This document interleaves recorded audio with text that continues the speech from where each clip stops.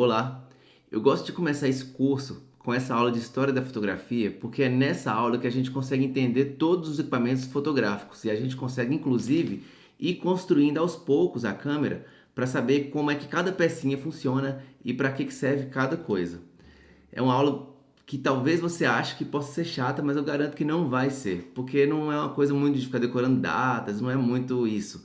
A questão aqui é mais mostrar como funciona uma câmera fotográfica e como que as pessoas foram descobrindo como fazer câmeras cada vez melhores e cada vez mais práticas que a gente pudesse usar no dia a dia, né? Lembrando que a gente começa num ponto onde a fotografia era uma coisa feita só por pessoas extremamente especializadas que tinham que fazer várias técnicas e hoje ela é resolvida com um aperto de um botão por qualquer pessoa, 100% das pessoas.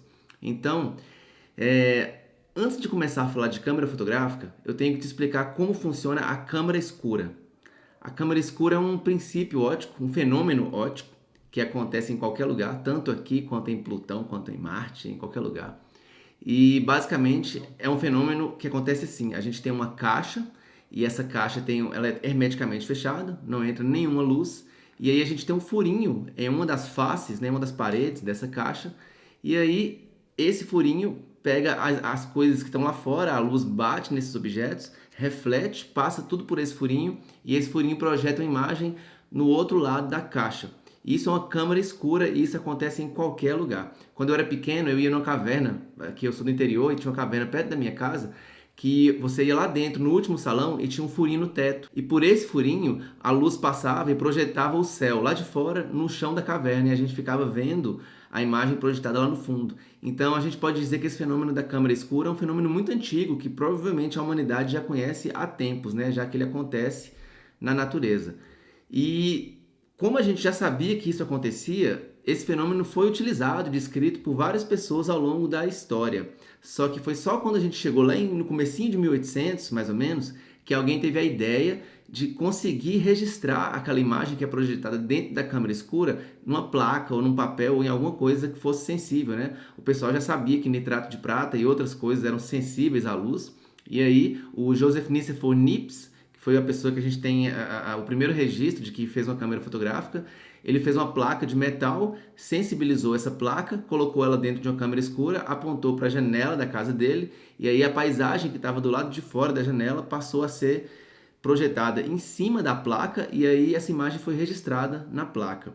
Só para você entender melhor um pouquinho como funciona essa questão da câmera escura, eu fiz um experimento no meu escritório. Eu peguei a janela do lado da minha sala, vedei ela completamente com lona preta e aí eu fui lá nessa lona e fiz um furinho pequenininho do tamanho de uma moeda de 25 centavos. Depois de ter feito o furinho, eu apaguei as luzes da sala, fechei a porta, deixei tudo fechado para não entrar a luz, né?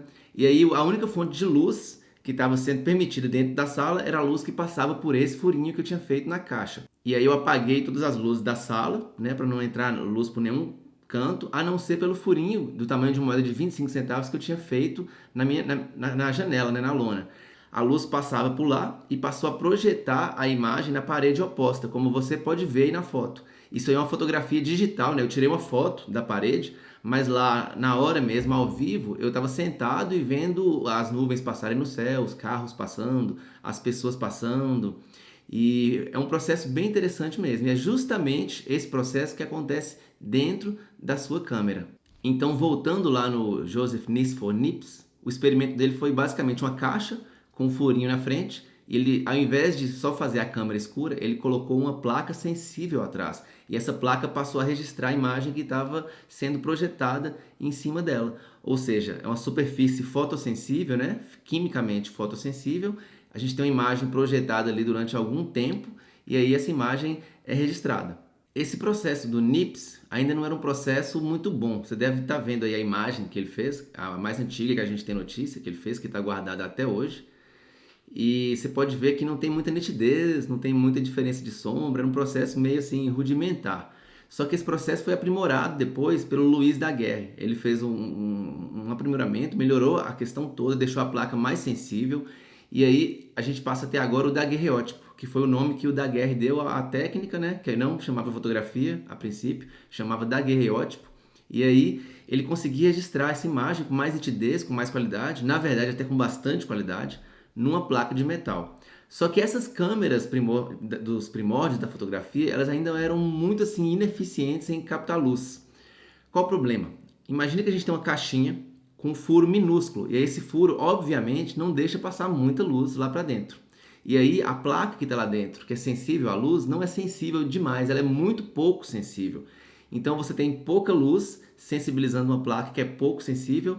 Então já dá para ter uma ideia aí que esse processo de exposição deve demorar um bocado, né? Não vai ser rapidinho para você, igual a gente fala, já aperta o botão e registra a imagem. Só que ao longo da fotografia, a gente teve outras tecnologias que foram sendo acrescentadas ao processo para melhorar isso.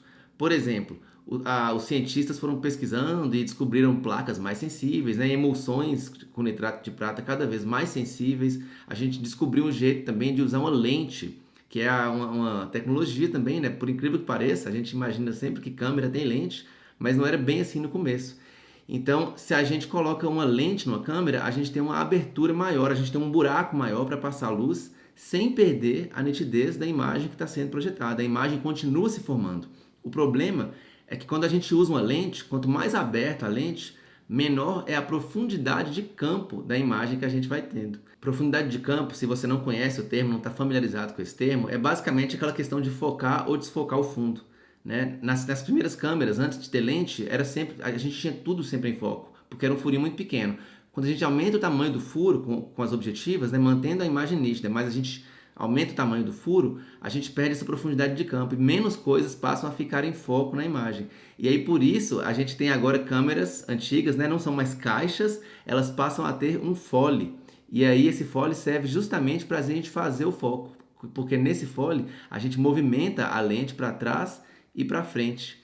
E aí começa a aparecer mais um pouquinho as câmeras que a gente já tem hoje, pelo menos as mais antigas, né? Se você não sabia para que serviu o fole, ele serve justamente para isso. Até hoje, nas câmeras normais que você tem em casa, uma DSLR, uma câmera digital qualquer que troca lente, você vai ver que quando você faz foco na lente, os elementos de vidro dela vão para frente e para trás. Eles ficam indo e voltando, que é justamente para a gente poder fazer o foco. Então a gente está montando a câmera aos poucos, já tem uma caixa preta fechada, a gente coloca uma superfície química atrás da câmera, né, onde a imagem se forma, depois a gente tira aquele furinho, acrescenta uma lente, o fato de ter uma lente obriga a gente agora a fazer foco, para fazer foco a gente tem que ter um fole, e aí esse fole vai para frente e para trás, mas tem um problema, a superfície que a gente registra a imagem ainda é uma superfície opaca, né, não passa luz, ele não é transparente. E aí, por isso que eu estou falando disso agora, porque a gente passa agora até outra tecnologia, que é a ideia de fazer essa superfície química fotossensível ser uma superfície transparente. E aí a gente tem um processo, que é um dos primeiros que vem para fazer isso, que é a placa úmida de collodion, onde o fotógrafo emulsiona uma placa de vidro, ao invés de uma placa de metal. Nessa placa de vidro, ele registra, a ideia é mais ou menos a mesma, ele registra uma imagem igual na placa de metal. Só que como a placa de vidro é transparente, a gente consegue agora fazer cópias das imagens. E isso é muito importante, porque quando a gente não pode fazer cópia de uma fotografia, ela não tem muita função de fotografia que a gente pensa hoje.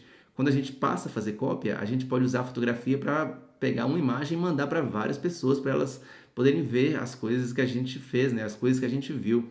Então, essa questão da transparência é uma questão muito importante da gente pensar nela agora, nessa transparência de vidro. Outra coisa que vai acontecendo, se você para pensar bem, é que a gente colocou uma lente na câmera e passa a entrar mais luz. A gente pega o químico e deixa ele cada vez mais sensível à luz, então ele registra mais rápido a luz que está sendo projetada nele. E aí, isso meio que faz os fotógrafos agora a terem que criar mecanismos de obturador, né? Mecanismos que vão controlar o tempo de luz e para fazer tempos muito curtos, né? Porque antigamente, se eu vou deixar 1 hora, 2 horas, meia hora, 2 minutos fazendo uma exposição, eu não precisava de um mecanismo para controlar tempo. Eu simplesmente tiro a tampa da lente, deixo a câmera captando a imagem, depois eu tampo de novo essa lente. Já com químicos mais sensíveis e lentes que deixam entrar mais luz, a gente acaba tendo tempos de exposição mais curtos. E é difícil fazer, por exemplo, 1 milésimo de segundo, um centésimo de segundo, tirando e colocando a tampa. Por isso a gente cria mecanismos que fazem tempos de exposição mais curtos. E com esses tempos de exposição mais curtos, a gente consegue agora congelar movimentos. E eu estou só explicando isso porque agora a gente está montando a câmera. A gente tem aqui já o químico fotossensível transparente, que faz cópia.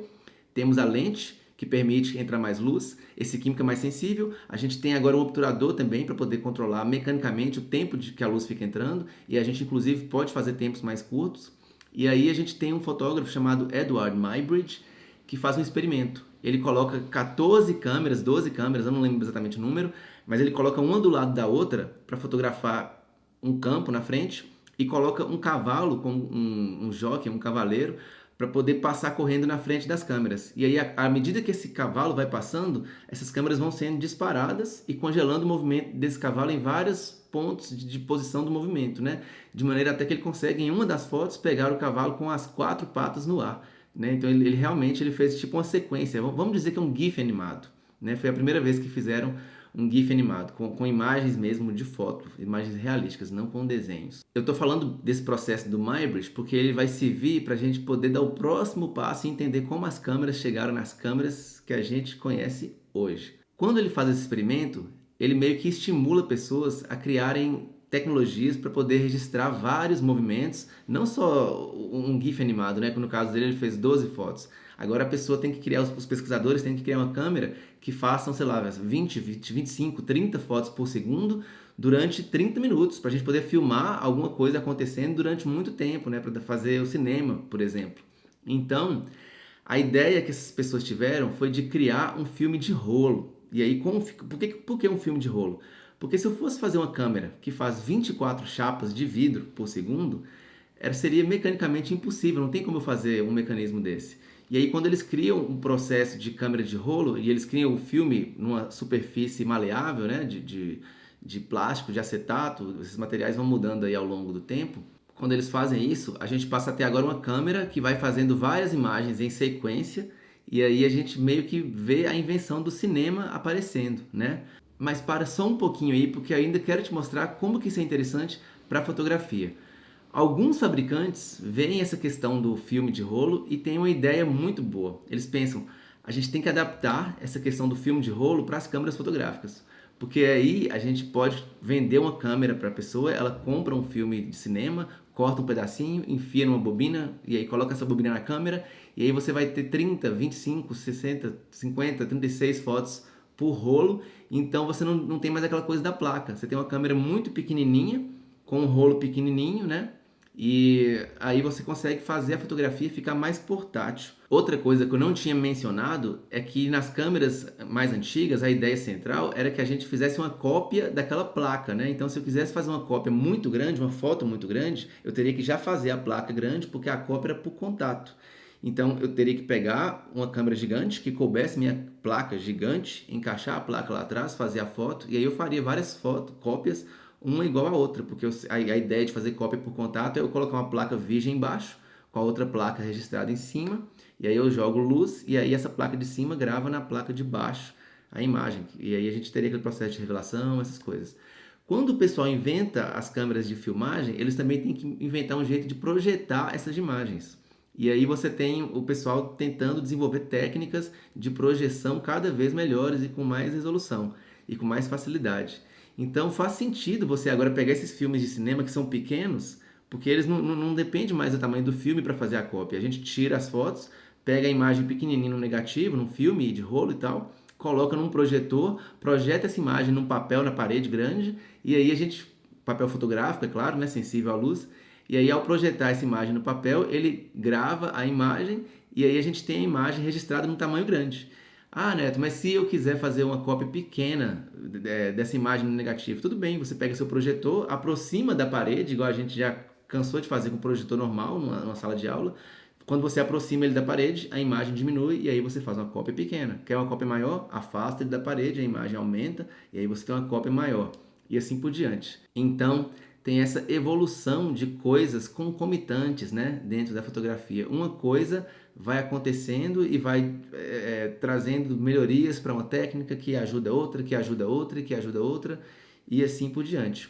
Quando a gente chega lá para 1900, 1920, a gente já tem essas câmeras muito pequenas e compactas e já fica muito mais popular essa questão da fotografia. A Kodak, por exemplo, lançou uma câmera que chamava Brownie, e você comprava ela pelo correio, mandava o cheque, a Kodak já te mandava a câmera carregada com um rolo de 100 poses dentro. Com essas 100 poses dentro, você aperta o botão, avança o filme, aperta o botão, avança o filme, e assim por diante.